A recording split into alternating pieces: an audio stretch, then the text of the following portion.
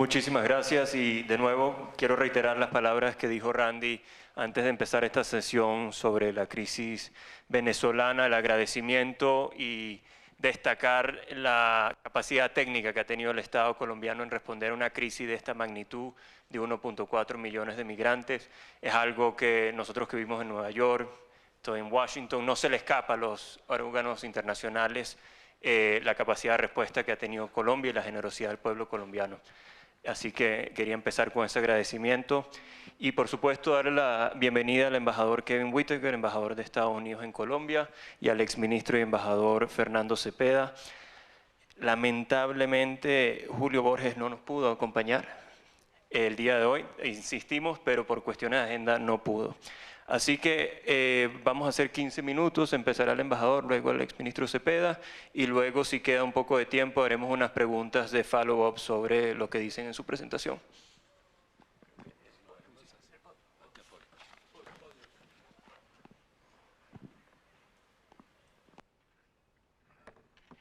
Muy buenas tardes, ¿cómo están todos? Bueno, después de 5 años acá, casi me pronuncian bien el apellido. Entonces, les felicito a todos. Pero es muy difícil, es Whitaker. No, eso no. Whitaker. Eso quiere decir tierra blanca. En algún momento yo intenté con eso porque nadie puede decir Whitaker en español. Entonces dice, yo soy señor tierra blanca y no sirvió. Pero entonces, ustedes van a tener que sufrir con el embajador Whitaker. Por un tiempito más, pero nada más de eso.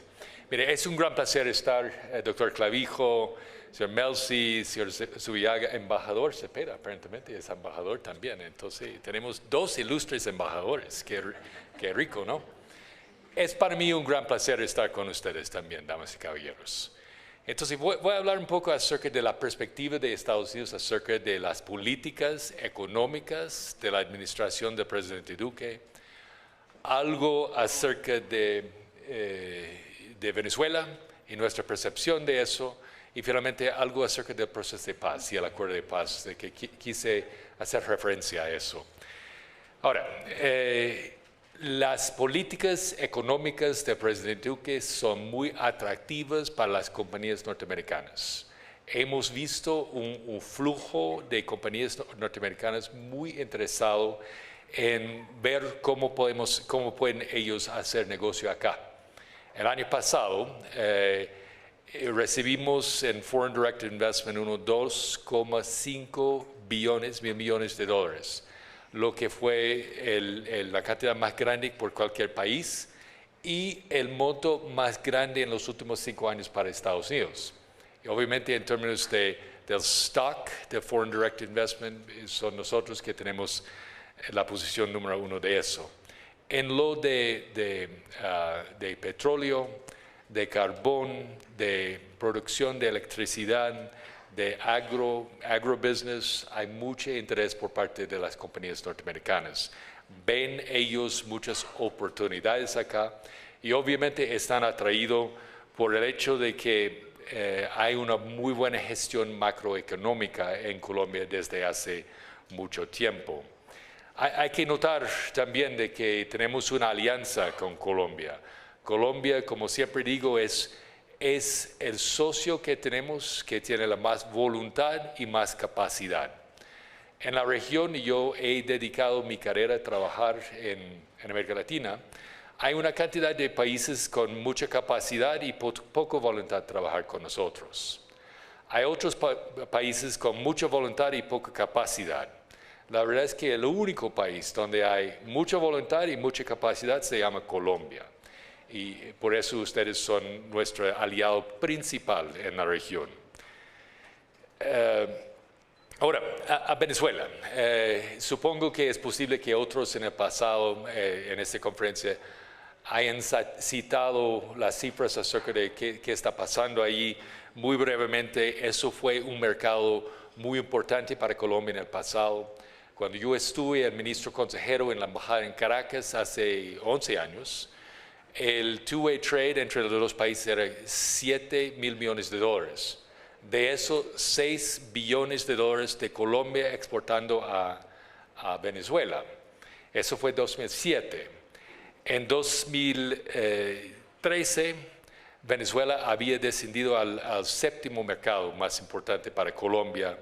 Y el año pasado las Bahamas compró más de Colombia que Venezuela. Entonces eso es una decadencia muy grande, muy importante que ha afectado las perspectivas económicas de Colombia. Colombia ha recibido 1,3, 1,4 millones de migrantes. Otra manera de ver eso, Colombia es un país de 50 millones más o menos, Venezuela de 26, 27. Tenemos acá en Colombia como 3% de la población de Venezuela. Y eso obviamente tiene sus afectaciones financieras en términos de presupuesto, en términos de la capacidad de educar, del sistema de salud, etc. Nosotros en Estados Unidos hemos intentado responder a eso, a la crisis humanitaria que se está experimentando acá. Hemos destinado en los últimos 2 años 250 millones de dólares. De esos 130 millones de dólares, es decir, más de la mitad acá a Colombia. Y eso es mucho dinero, pero obviamente tomando en cuenta la escala del problema no es suficiente para responder a todas las necesidades. En esos sitios en particular, que nosotros, toda esa ayuda que proporcionamos para los venezolanos acá en Colombia, hacemos a través y con el gobierno de Colombia. A través y con el gobierno de Colombia. Cito en particular 3 instituciones que han sido unos socios excelentes para nosotros, OIM, ACNUR y la Iglesia Católica. Realmente han sido sobresalientes en su rendimiento. También hemos posicionado unos 400 toneladas de ayuda humanitaria en Cúcuta y en Maicao, en La Guajira, por si acaso en algún momento el dictador Maduro nos permita hacer ingresar esa ayuda para los venezolanos sufridos. Esa ayuda se puede aumentar, obviamente, simplemente así se empieza, con 400 toneladas tenemos en ese momento. También en los últimos 15 meses hemos recibido 2 visitas del barco hospital Comfort, el USNS Comfort, y hemos intentado destinar el barco en lugares donde hay afluencia de venezolanos. Obviamente ayudamos a colombianos necesitados también. Se anunció ayer que habrá otra visita del USNS Comfort, va a llegar a Santa Marta en el mes de octubre y también con el mismo propósito. En la medida que podemos ayudar con las necesidades de salud de los venezolanos, lo haremos y obviamente con los colombianos necesitados también. Hay que citar muy brevemente, pero es importante, el compromiso del gobierno de Colombia. El presidente Duque y el canciller Trujillo han sido líderes en formar la coalición regional a favor del regreso de la democracia a Venezuela. Y hay que citar eso y notar eso muy bien. Particularmente el trabajo del canciller Trujillo ha sido sumamente loable, no es una cosa fácil y lo ha hecho con mucha habilidad. Hay una solución para todo eso y eso se llama la restauración de la democracia en Venezuela.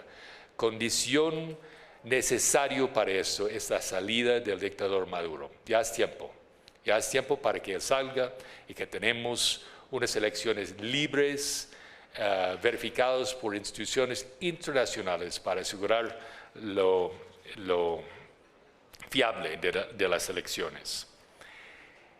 En un Venezuela en el futuro, vamos a pensar acerca de una Venezuela libre y democrática. Obviamente ha habido una decadencia económica brutal. Ha sufrido mucho los venezolanos, ha sufrido también la infraestructura de petróleo, de todo. Y ha también afectado la mentalidad de los venezolanos después de 20 años bueno, si me permite, vamos a decir socialismo o castrocomunismo, como quieran, pero eso afecta la mentalidad de los seres humanos. A mi manera de ver, a nuestra manera de ver, no hay país mejor posicionado para ayudar a Venezuela que Colombia. Primero, está al lado. Segundo, hay una gran historia de colaboración entre los dos países en el pasado, incluso bajo Chávez, como dije anteriormente, como decía. También ustedes conocen lo que son las industrias allá y finalmente ustedes hubieran establecido su compromiso con el regreso de democracia. Y eso se va a notar mucho en Venezuela democrática del futuro. Ahora bien, hay otro tema, Grace, que quiero tocar. Realmente no cabe exactamente en el esquema de lo de Venezuela, pero si me permiten. Es el proceso de paz. Eso ha sido mucho en los negocios, o digo, el acuerdo de paz. Señores y señores, no hay país que ha contribuido más al acuerdo de paz que Estados Unidos. Yo voy a repetir eso porque a veces hay confusión, pero no hay país que ha participado más en eso que Estados Unidos.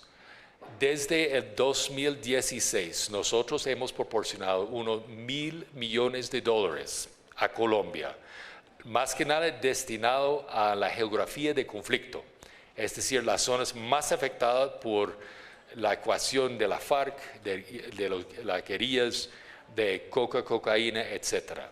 ¿Estamos en seguridad? Por supuesto que sí. ¿Estamos en la erradicación de coca? Por supuesto que sí, porque el establecimiento de condiciones de seguridad es esencial para cualquier rehabilitación de ese terreno y reincorporación o incorporación de ese terreno en el Estado de Colombia. Y en eso ayudamos en titularización, lo que es un aspecto central y importante.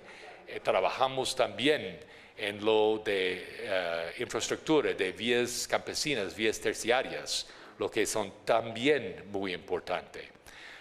Estamos muy orgullosos de nuestro papel en tratar de ayudar ese proceso. Obviamente, $1.000 millones en 3 años es mucho, y igualmente obvio que no es lo suficiente, es simplemente nuestro granito de arena. Y estamos muy, como digo, orgullosos de haber podido participar en esta manera. Entonces, ¿por qué lo haremos? ¿Por qué lo hacemos así? Porque está en nuestro interés. Ustedes colombianos son amigos aliados. Colombia es amigo aliado de Estados Unidos. Y el éxito de Colombia es éxito de Estados Unidos, es éxito del modelo que hemos creado juntamente con los colombianos desde hace 20 años. Un Colombia en paz, productiva, solucionando todos esos problemas, eso habla muy bien de nuestra participación y nuestra sociedad que hemos formado con ustedes los colombianos. Es bueno para Estados Unidos y eso explica mucho. También otra cosa que hacemos mucho y hago referencia a es que la semana entrante tendremos Asamblea General de la OEA en la ciudad de Medellín y con la OEA y otros organismos internacionales hemos participado en el desminado humanitario. Se formó el Global Demining Initiative con el país de Noruega hace unos años. Nosotros participamos en eso y nosotros somos los principales contribuidores a ese esfuerzo, porque eso también es un problema que se experimenta en esa geografía de conflicto, es un legato del conflicto. Habiendo dicho todo eso, y yo no me voy a contradecir a mí mismo, pero obviamente tenemos preocupaciones. Parte de lo bonito de la sociedad que hemos formado con Colombia son nuestros esfuerzos para enfrentar la criminalidad internacional. Es importante, ha servido bien a los dos países. Por eso vamos a estar muy involucrados en lo que es cocaína y esas economías. Como decía anteriormente, está directamente relacionado con la paz, porque toca a seguridad y toca a la existencia de grupos ilegales, grupos armados organizados en esos terrenos. Y también la exportación va para Estados Unidos más que nada. Estuve en una conferencia esta mañana por una teleconferencia, y el estimado es que el 96% de la cocaína vendida en Estados Unidos viene de Colombia. Entonces eso nos afecta directamente. Y eso es simple, ¿no? Eso no es muy complicado. Más coca, más cocaína. Más cocaína, más problemas de seguridad y salud pública en los dos países. Entonces está en nuestro interés y vamos a mantenernos muy enfocados en eso. El gobierno del presidente Duque ha hecho mucho en eso. Y él y su gobierno muy a menudo cita las cifras que son importantes. Ha cuadruplicado el número de equipos de erradicación, hay más interdicción. En el periodo enero de mayo a 19, comparado que enero a abril de mayo a 18, es decir, los 5 meses de los dos años, ha habido un aumento de 63% en erradicación. Eso es una indicación del compromiso del presidente Duque con la ayuda de nosotros de enfrentar eso. Hay que citar en eso también el compromiso de los erradicadores y la fuerza pública. En lo que va del año son 8 que han perdido sus vidas en esa lucha. Eso es igual a la totalidad de las bajas en el año pasado. Entonces ya hemos perdido 8, eso fue la cifra para todo el año pasado. Son 44 que han sufrido lesiones graves en ese proceso, en lo que va del año. Eso es más que ocurrió en el año pasado, y la gran mayoría de ellos, de esos 44 hombres, han perdido o pie o pierna. Entonces Colombia sí está haciendo lo necesario para enfrentar eso, y es de mucho interés para mi país. Un elemento clave en eso, durante todo ese proceso, yo no voy a dar lecturas a la historia de Colombia a los colombianos, pero Colombia ha tenido una larga historia con extradición a Estados Unidos. Es importante mantener la viabilidad de ese mecanismo. Sirve a la justicia de Colombia, sirve a la justicia de Estados Unidos y sirve a los intereses de las víctimas también. Bueno, así, señores y señores, muchas gracias por su atención. Yo me siento muy animado con la relación entre los dos países, y por su atención, muchas gracias.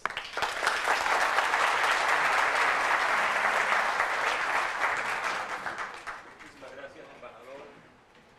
Invitamos al exministro y embajador, doctor Cepeda. Muy amable, gracias por la invitación, gracias por la presencia de ustedes.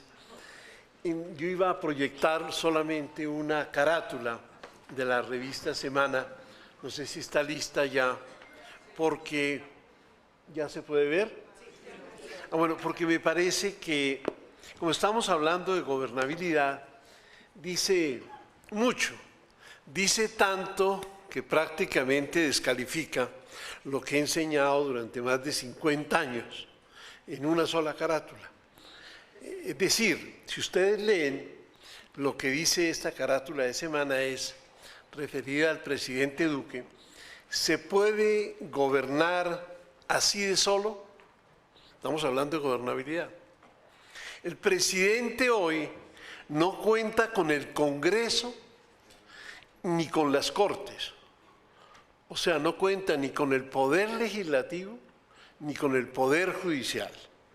Y el apoyo de su propio partido, el Centro Democrático, ha resultado un arma de doble filo. ¿Por qué digo que con una sola carátula desconceptúan lo que he enseñado durante más de 50 años? Porque yo tenía entendido, eso a lo que había leído en todos los libros, que en una democracia hay 3 poderes: el poder ejecutivo, el legislativo, el judicial, que se entendía eran separados. No que el presidente de la República, para poder gobernar, tenía que controlar al legislativo y además controlar a los jueces de la República. Eso es lo que llaman en otras partes autoritarismo, dictadura, totalitarismo, pero aquí resolvió la revista Semana de un plumazo decir, bueno, increíble, pero sin que nadie además, es lo que más me impresiona, diga, pero así no se puede hablar, así no se puede plantear. No, han pasado 2, 3 semanas y todo el mundo da por que sí, es así, pobrecito, no tiene el Congreso y no tiene el Poder Judicial. Tiene una gobernabilidad muy complicada. Pero hay también una referencia que quisiera traer a cuento, que es la del senador Luis Fernando Velasco del Cauca, un senador serio, que en un reportaje publicado en El Tiempo el 10 de junio, dice, es una página entera, al referirse a cómo funcionó el Senado, no un senador, no dos, el Senado, para debatir uno de los temas más importantes relativos al proceso de paz, como eran las objeciones que había presentado el presidente a la ley estatutaria de la JEP, dice lo siguiente: en el debate sobre las objeciones, yo vi al Congreso, ya incluye a la Cámara, particularmente al Senado, el senador, que se preparaba como en 2 ejércitos. Voy a demostrar, decían unos, que esos señores que aprobaron la JEP son unos bandidos, narcoterroristas, ta. Y los otros senadores del otro bando decían, vamos a demostrar que ahí lo que hay son unos paracos que quieren acabar la paz. A nadie se le ocurrió, dice el senador, pensar, bueno, ¿cuál es el problema y cómo lo podemos resolver? Cuando un senador de la República, serio, en un periódico, el principal, en una entrevista del lunes de una página, habla así, describe así el debate, un debate de gran importancia en el Congreso, Senado y Cámara, lo describe así, y eso no produce una línea de comentario en ninguna parte, se da porque sí, así como la carátula de Semana. Entonces yo entro en una gran preocupación sobre cómo es que se concibe en Colombia la gobernabilidad, cómo se concibe el funcionamiento de un gobierno y cómo se concibe la separación de poderes. Pero claro, todo eso es muy teórico, al parecer a nadie le importa, entonces entremos en unos temas un poco más pedreros, más del día al día. Y miremos lo siguiente. El tema de la violencia al cual hizo referencia el doctor Clavijo. Bueno, hemos tenido por décadas una concepción, yo diría, equivocada de qué es lo que pasa con el tema de la violencia en Colombia. Y hay que distinguir la violencia organizada, que es la violencia que tiene que ver con grupos guerrilleros, con grupos armados organizados, o con los carteles de la droga, también grupos armados organizados. Y la violencia, que creo yo fue a la que se refirió el doctor Clavijo, que es la que llamamos ahora seguridad ciudadana, que es la de los robos, los asaltos, la extorsión, etcétera. Y los homicidios. Entonces, pero que no son producto de ese otro fenómeno. Tradicionalmente, algunos historiadores lograron convencer al país de que Colombia era un país violento, que la naturaleza de los colombianos era que éramos violentos, lo llevábamos en el ADN. Era un país violento. Vivíamos una cultura de violencia. Eso era lo que habíamos tenido durante estos 2 siglos de independencia, que estamos conmemorando así muy precariamente este año. Pero fíjense ustedes que por fin algún historiador de Oxford, Malcolm Dease, dijo alguna vez en una conferencia en Bogotá: Colombia es un país que en algunas ocasiones ha sido violento. Bueno, casi lo linchan, casi no puede volver a hablar, casi tiene que irse del país. ¿Cómo se atreve a decir eso? Bueno. Sin embargo, salió ahora un libro publicado por la Universidad Externado de Derecho, que se llama Paz en la República, para mostrar cómo han sido los innumerables acuerdos de paz que hicimos en el siglo XIX y en el siglo XX. Algunos creen que el único acuerdo de paz es este que firmamos en el 2016. No, firmó el presidente Barco otros, al final de la Guerra de los 1000 días en 1902 varios y en el siglo XIX otros. Entonces tratan de mostrar cómo fue el comportamiento de la sociedad colombiana frente a esos acuerdos, para decir algo que tenemos bien sabido: es que la generosidad, la magnificencia la misericordia, si ustedes quieren, de los colombianos con los que han promovido guerrillas o ejercido violencia organizada ha sido descomunal. Tanto siglo XIX, siglo XX, como ahora. Que no había así una novedad muy grande, que tal vez esta vez quizás es la ocasión en que hemos sido más duros. Y al parecer nadie lo cree.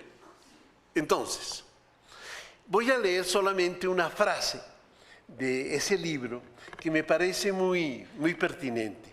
Dice así: desde 1832, los primeros 114 años de vida independiente pueden dividirse en 14 de guerra. Yo pongo guerra entre comillas porque aquí yo creo que no ha habido de eso, pero en 14 de guerra y 100 de paz.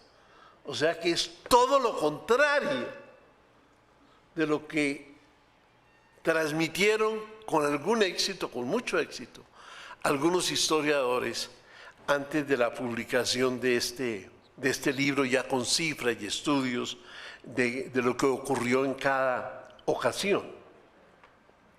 Es algo parecido, fíjense ustedes, esto que dicen estos historiadores del Externado de Derecho. El libro fue publicado hace unos 2 meses, con lo que dice ese autor tan famoso ahora, muy reconocido y muy vendido, que es Harari. Y en su último libro, que se llama 21 lecciones para el siglo XXI, refiriéndose ya al mundo, ¿no? Dice algo muy parecido. Dice: las últimas décadas han sido las más pacíficas de la historia de la humanidad. Fíjense ustedes, uno como que tiene idea contraria también. Entonces traigo a cuento esas 2 versiones sobre este tema tan difícil de la violencia, porque creo que nos ayudan a repensar el tema.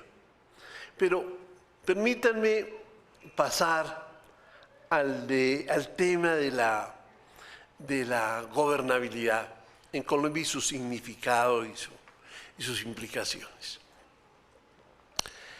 Yo parto de la base de que en Colombia se rompió el consenso político, y eso me parece de una enorme gravedad.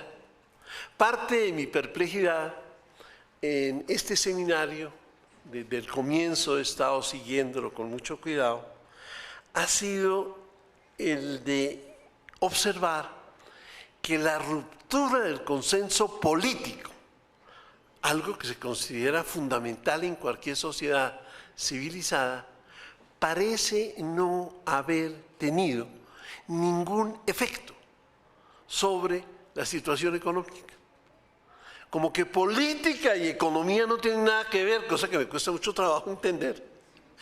Me negaría de antemano a decir que acepto esa tesis, Pero eso fue lo que escuché, digamos, en la primera parte del seminario esta mañana. Ya después hubo algunas reservas, pero permítanme decirles, esta mañana no hubo una sola alusión al tema del acuerdo de paz. No hubo una sola alusión a decir, mire, el acuerdo de paz ha ayudado a la economía. Nunca. Mire, porque es que antes se nos había dicho lo contrario. Es que mire cómo cambió la agricultura. Mire cómo ahora las exportaciones. Mire, no. No hubo una mención, como si no hubiera existido, como si fuera irrelevante. Y eso me deja, pero créanme, y dije, bueno, ¿hablo esta tarde o no? Sí, porque, no, pero claro, pero ¿cómo voy a plantear que hay una ruptura del consenso político? Que eso me parece tiene alguna gravedad y que de alguna manera eso tiene una incidencia en la gobernabilidad del país. Y que por supuesto, si tiene una incidencia en la gobernabilidad, tiene una incidencia en la economía. Recuerden, y es como perverso recordar eso, pero recuerden que hubo estudios del Departamento Nacional de Planeación y de FEDesarrollo, uno de los organizadores de ese seminario, para calcular cuál era el dividendo de la paz y cómo el dividendo de la paz se traducía, ya no me acuerdo si en 2 o 3 puntos del crecimiento del PIB. Y cómo en un progreso de la agricultura descomunal. Llevamos ya casi 3 años de firmado el acuerdo de paz, pero nadie volvió a hablar del dividendo. Hoy aquí esa palabra no existió, no se mencionó, o sea, ningún efecto. Eso me deja, quedarme consternado. Ningún efecto de un acuerdo de paz sobre la economía. Muy complicado.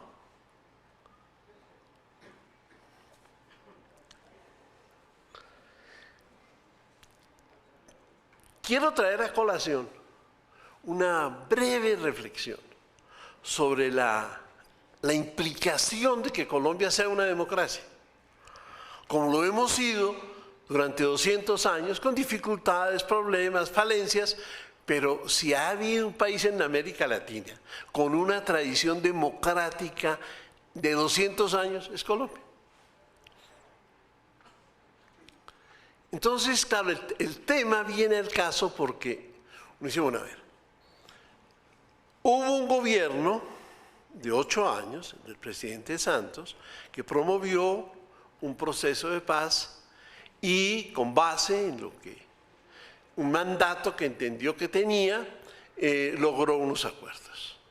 Al mismo tiempo, hubo una oposición, esto es una democracia, una oposición a ese proceso, no a la paz, al proceso, al contenido de la negociación, al contenido de los acuerdos, que tuvo por lo menos 3 expresiones democráticas, entendidas como tales electorales.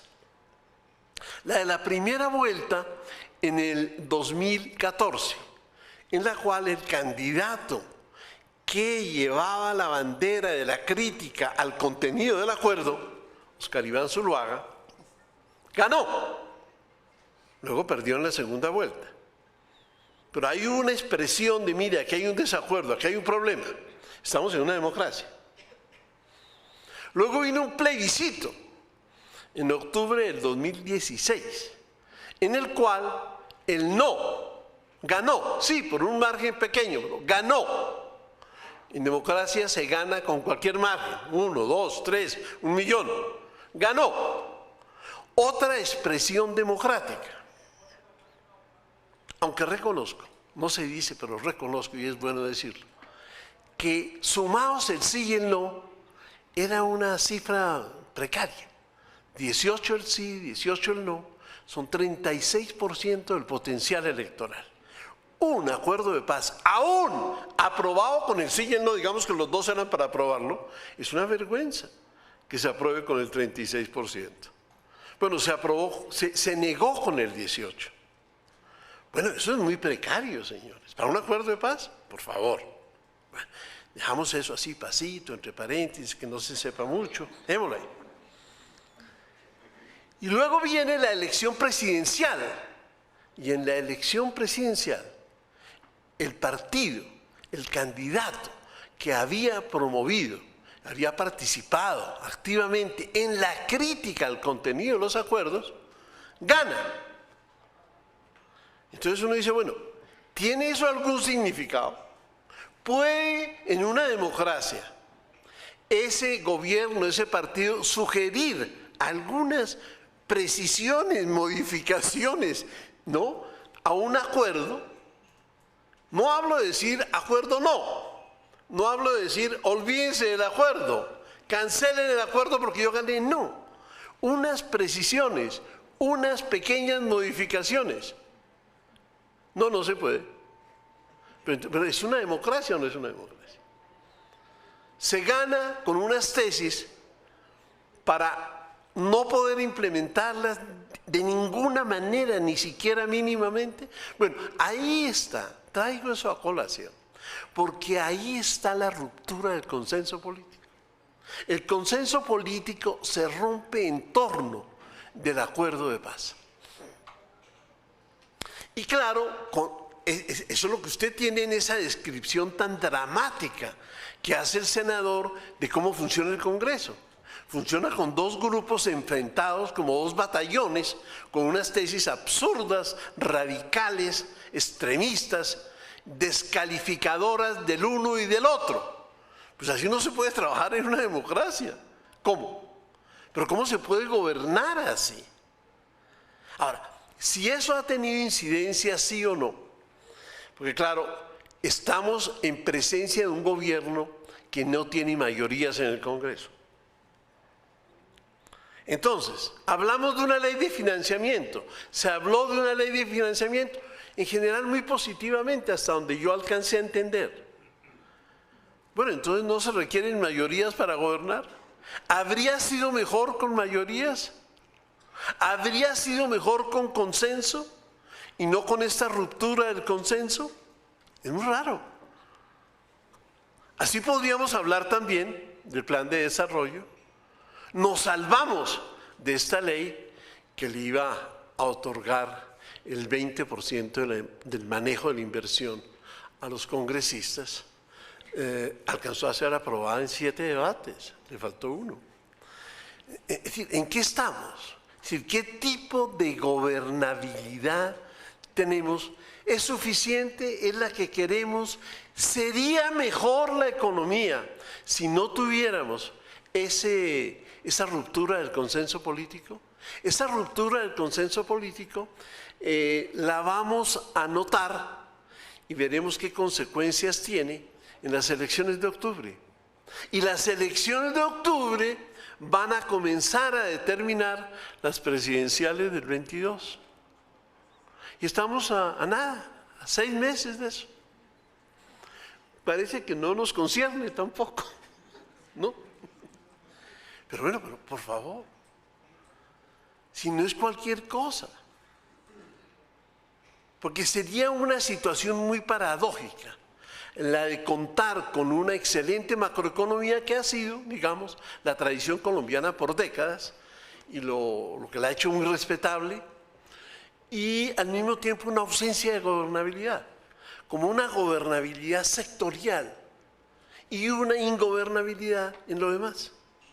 Entonces, claro, usted dice, el Ministerio de Justicia, no, pues un desastre. Y la justicia, pues no, horrible. Ya hasta los magistrados, ¿no? Cartel de la toga. Y no me hable de eso, por favor. Y la educación, no, mire, esos son huelgas de los maestros todos los días, todo tipo de problemas. No. Y la salud, no, pero por favor, ¿para qué menciona eso? Entonces, una gobernabilidad sectorial a nivel macroeconómico y una como ausencia, ¿no?, de gobernabilidad en los demás sectores. No mencionamos el de obras públicas, pues Hidroituango, los puentes que se caen, las montañas que se caen. No. Dejemos eso ahí. Pero hay una gobernabilidad macroeconómica reconocida y que tiene tradición además, y que es muy importante que se mantenga. La pregunta es si esta ruptura del consenso político puede llegar a afectar eso, en qué momento y cómo. Y si la ingobernabilidad en otros sectores tiene relevancia o no, o seguimos así. Miremos un tema que es el de Venezuela. Sí.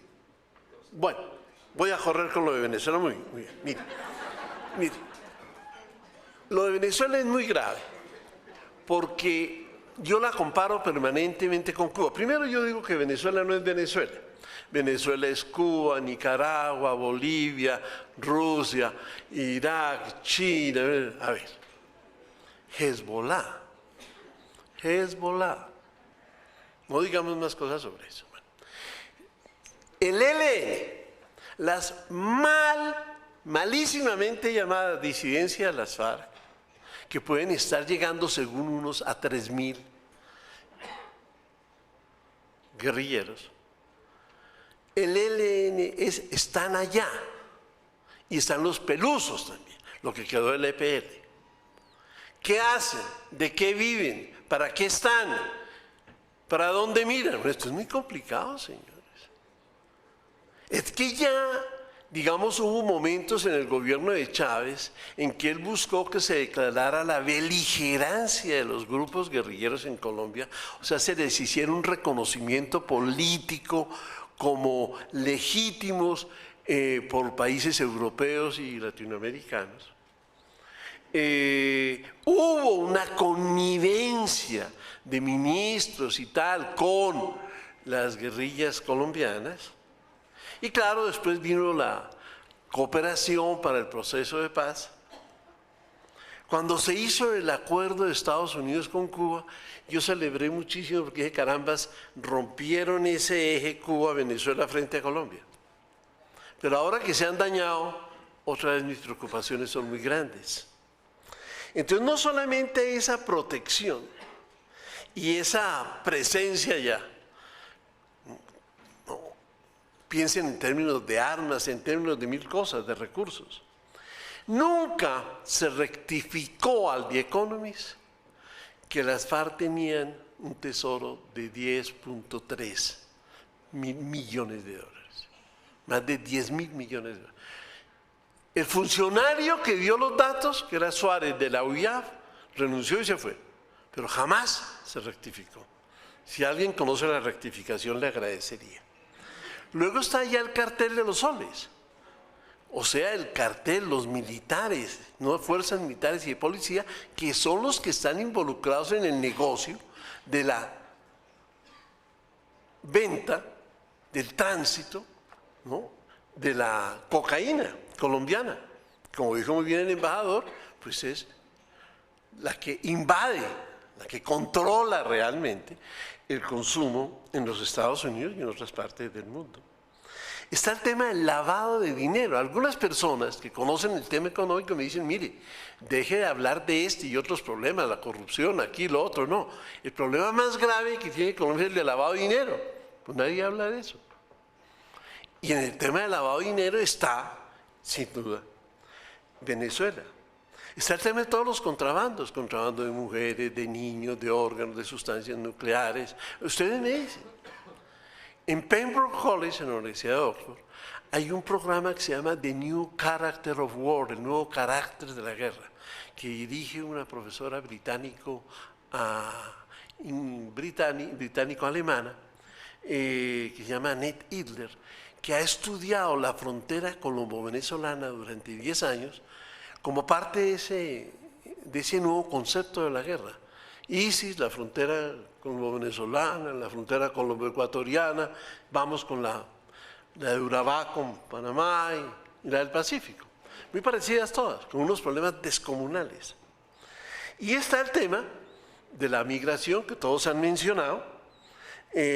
Claro, que le ha quitado a Colombia, no, que le ha debido quitar a Colombia ante el mundo la idea de que es un país violento o la idea de que es un país que está perdido en el tema de las drogas ilícitas, para decir, hombre, qué país tan bondadoso, qué país tan generoso, Me dicen que es un país pobre, ¿verdad? O no tan rico, pero bueno.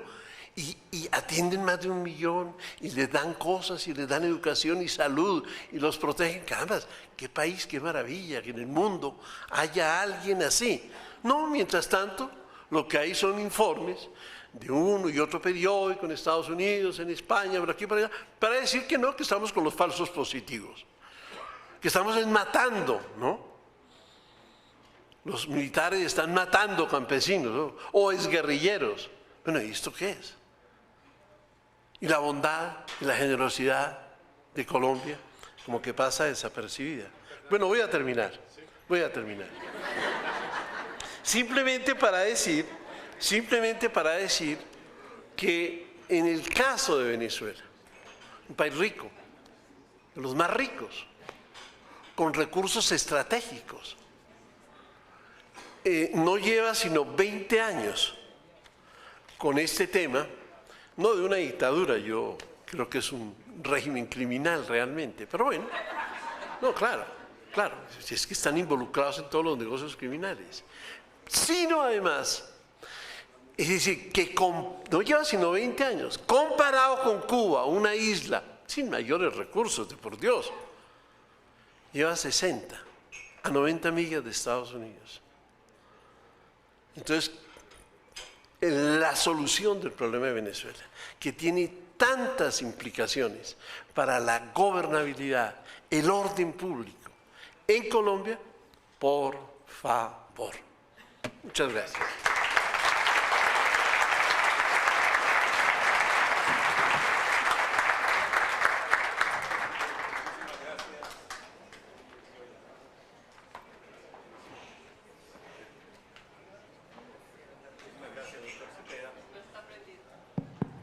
Yo quiero aprovechar esta oportunidad teniendo a ustedes dos que son pues, expertos en la región para realmente concretar el tema de, obviamente, la crisis venezolana. Ya hemos visto los desafíos que presenta no solamente para Colombia, pero para el resto de la región.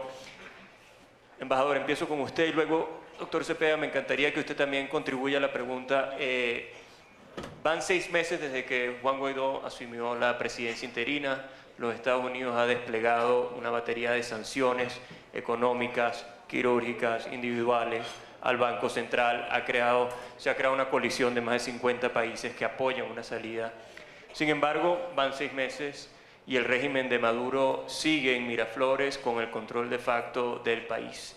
Mi pregunta para usted, embajador, como representante del gobierno de los Estados Unidos está dispuesto a replantear su estrategia, ve con diferentes ojos una mediación como la que se supone se está llevando a cabo por los noruegos. Y aprovecho también para hacerle la misma pregunta a usted, doctor Cepeda.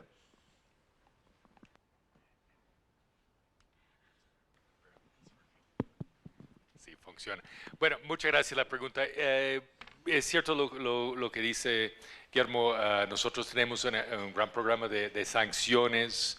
Eso está destinado a identificar los principales corruptos del régimen y sus testaferros y ponerlos en las distintas listas que tenemos, la lista Clinton, de OFAC. Hay indictments en su contra en Estados Unidos también, para que ellos no puedan disfrutar los beneficios de su corrupción. Pero la idea no es solamente castigarlos, sino darles un incentivo para hablar. Y eso va al punto de que la pregunta acerca de mediación es sí, y nosotros respondimos positivamente a la mediación que se sugirió Noruega. Lastimosamente, hasta el momento eso no ha logrado lo indicado, pero el punto principal de la mediación debe ser la salida de Nicolás Maduro.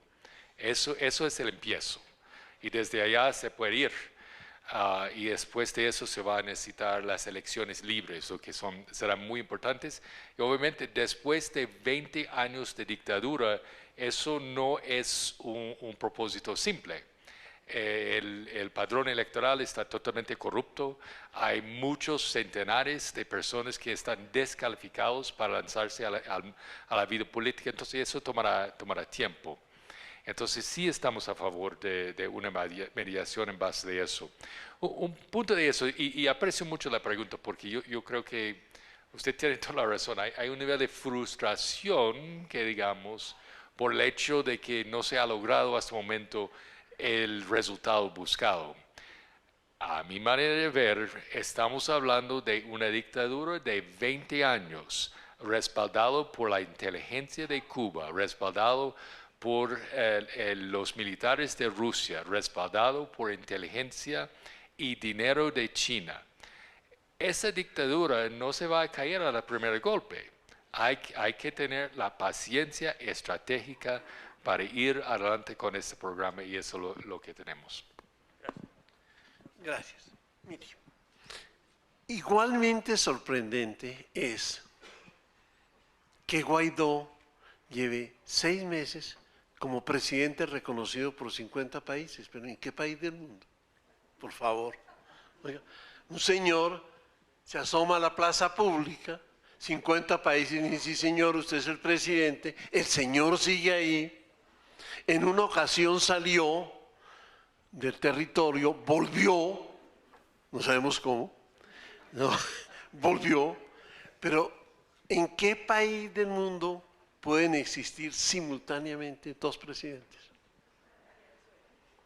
Es impresionante. Para mí lo admirable, no en el sentido positivo, sino de admiración es cómo es posible que eso ocurra. ¿Por qué? Porque muestra, a mi manera de ver, fíjense ustedes, la debilidad de un gobierno tan terrible como el de Maduro.